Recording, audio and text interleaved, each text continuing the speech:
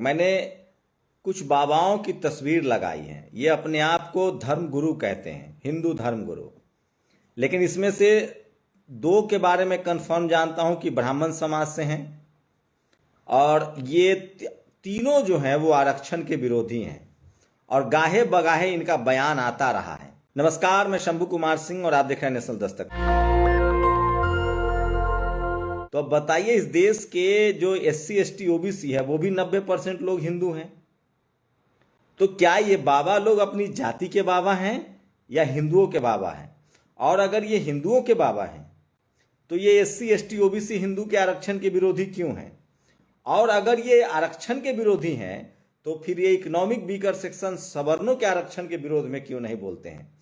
तो क्या मान लिया जाए कि ये बाबा जातिवादी बाबा हैं, अपने जाति के बाबा हैं? ये भले हिंदू के बाबा होने का दम भरते हैं, लेकिन इनके अंदर अपने जाति का जो जो जो जो अधिकार है उसको सुरक्षित करना चाहते हैं।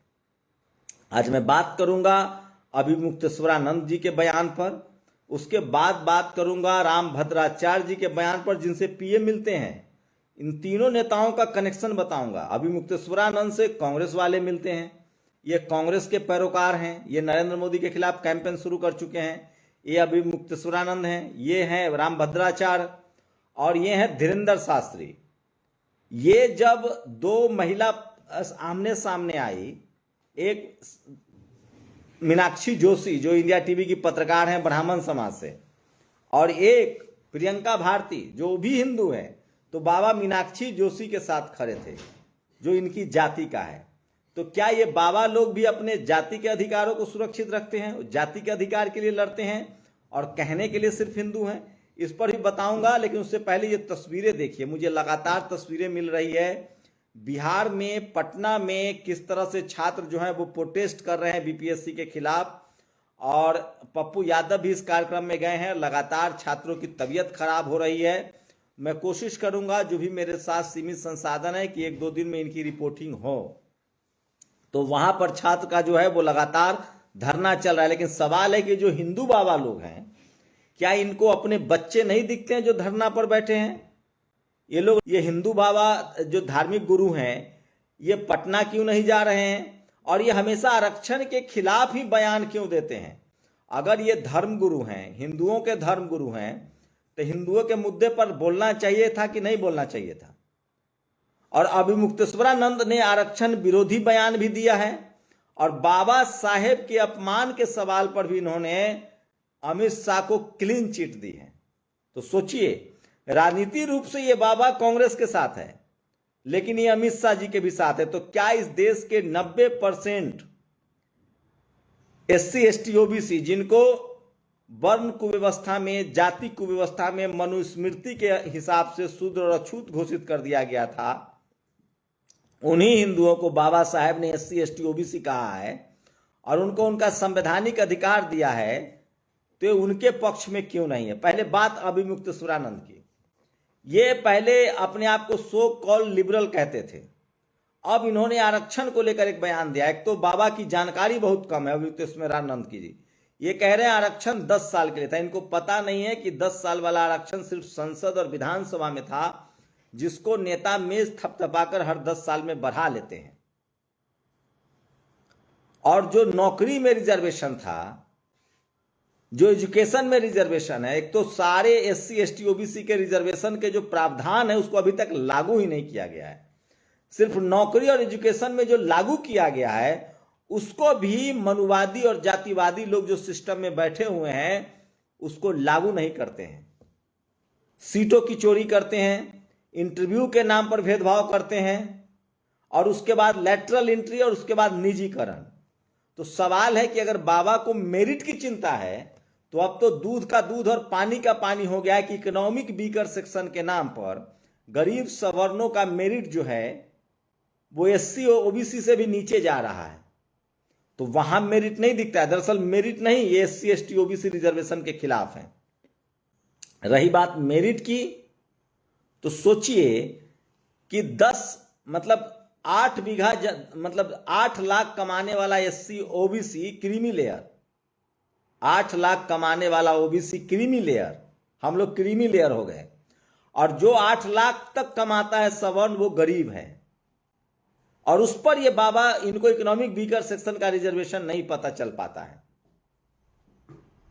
तो ये लोग पूरी तरह से पॉलिटिसाइज हैं, ये लोग पॉलिटिकल बाबा हैं, ये लोग अपने अपनी जाति के बाबा हैं। इनको हिंदू बाबा मत कहिए, और ये SC ST OBC के लोगों को साफ साफ समझ जाना चाहिए कि ये आपके हक अधिकार के खिलाफ हैं।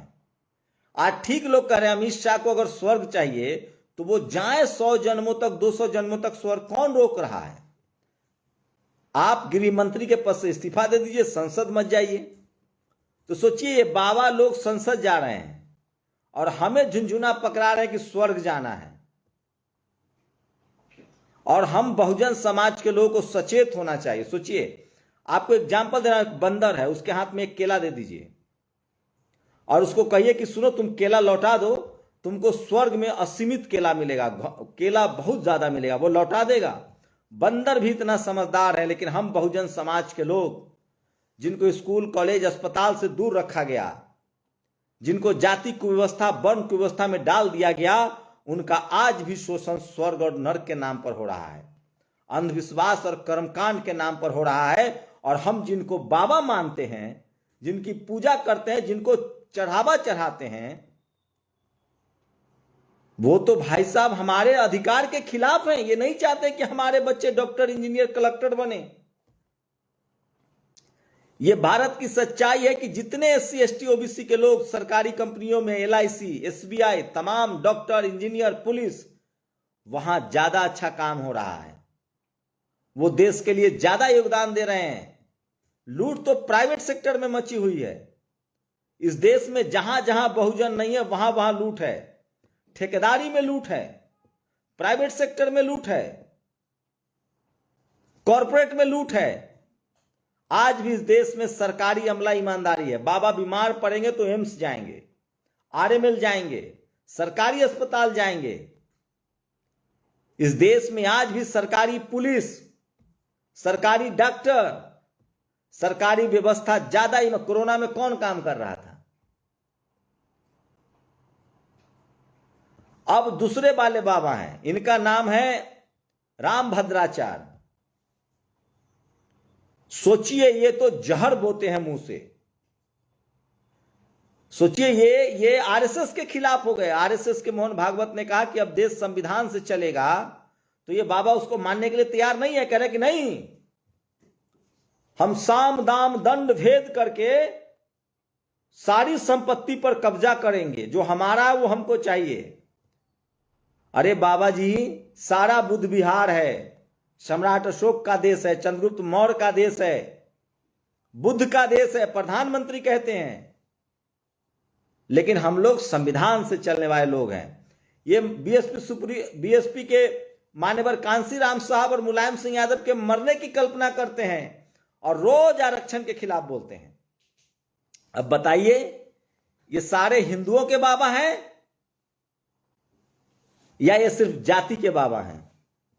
और फैक्ट है, सोशल मीडिया पर है, आंखें खोलो पढ़े लिखे बहुजन समाज के लोगों, SC ST OBC, किसान, अल्पसंख्यक, आंखें खोलो। ये बाबा होकर भी अपने जाति के लिए लड़ रहे हैं। मैं इसीलिए कह रहा हूं कि आप संविधान के लेकर मजबूत होइए। मैं इसीलिए कह रहा हूं कि इस देश के बहुजनों को सजग होना चाहिए, और SC ST OBC के लोगों सजग हो जाओ, और ऐसे बाबा को चढ़ावा देने से अच्छा है कि अपने बच्चों के पढ़ाई लिखाई, स्कूल, अस्पताल, दवाई पर खर्चा करो।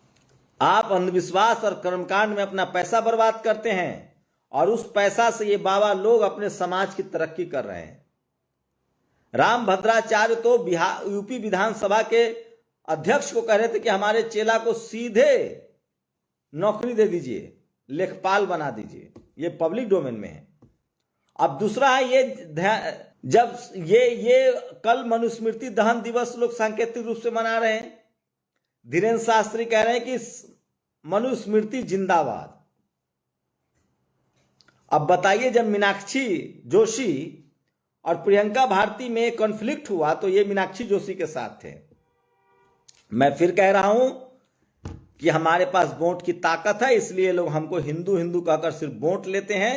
जब अधिकार देने की बात आती है तो ये बाबा लोग अपनी जाति के लोगों के बारे में सोचते हैं। और सोचिए, वो समझदार हैं इसलिए अपनी जाति के बारे में सोचते हैं, लेकिन हम लोगों को अपनी जाति के बारे में नहीं सोचना चाहिए, देश के बारे में सोचना चाहिए और संविधान के बारे में सोचना चाहिए और समाज के बारे में सोचना चाहिए। और एससी एसटी ओबीसी कोई जाति नहीं है, ये कैटेगरी है, ये समूह है, जातियों का समूह है एससी एसटी ओबीसी। ये जातिवाद खत्म करने की लड़ाई है। जिस तरह से हम लोग को जाति में बांटा गया था, ये उसके खिलाफ आंदोलन है। तो सोचिए, जिनको आप पूजा कर रहे हैं, जिनको श्रद्धा से देख रहे हैं, वो दरअसल अपने जाति के वर्चस्व को धर्म के नाम पर बढ़ा रहे हैं। अपनी राय और प्रतिक्रिया जरूर दीजिए। शुक्रिया।